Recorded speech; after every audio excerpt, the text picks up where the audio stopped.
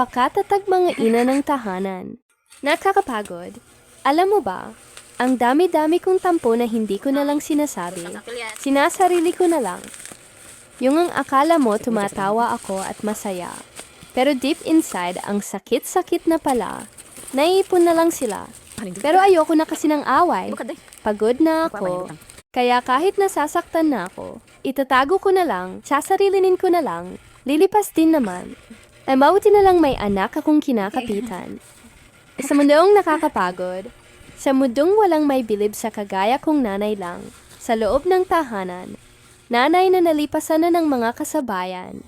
Buti na lang may anak ako, na ang tingin pa rin sa akin ay super mom. Nasa ikaw pre ang hinahangyan, na tuwing naiiyak ako at iniisip ang nasayang na mga pangarap ko, siya ang nagpapalakas ng loob ko. At wala nang mas makakapantay pa sa kaligayahan na dulot ng anak ko sa buhay ko